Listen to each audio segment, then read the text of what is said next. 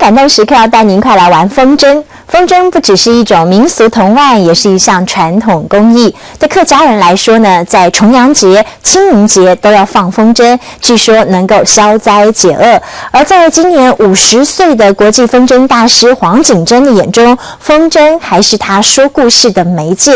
事实上呢，他永远不厌烦地向艺术挑战。曾经拿下了荷兰、美国等地的风筝大赛冠军，也替台湾争光。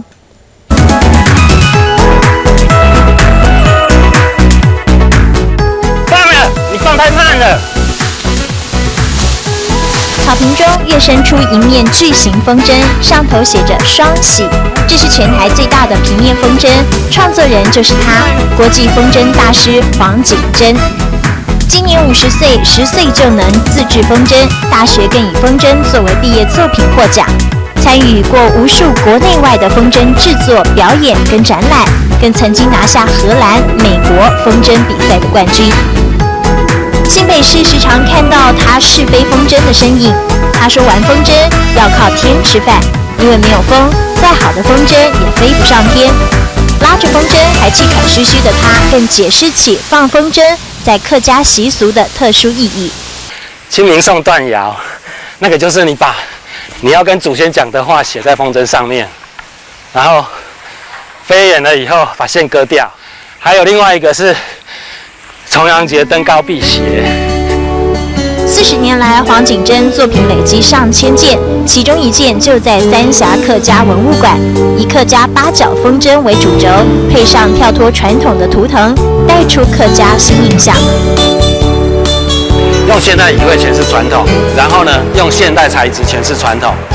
就是说，虽然它是同样是八角，可是它的骨架不再是竹子跟报纸或棉纸，因为在这个地方你要耐得住那个天然气候的那个考验了。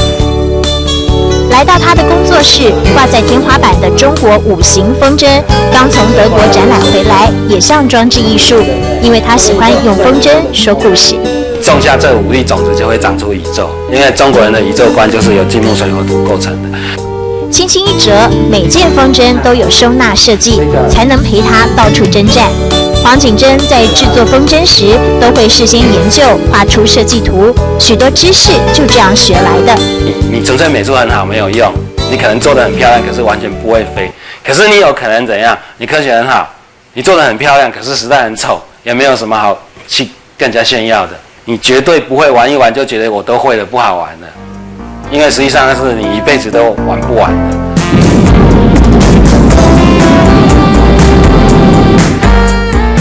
黄景珍的作品曾经出现在百货公司、国小课本，甚至偶像剧当中。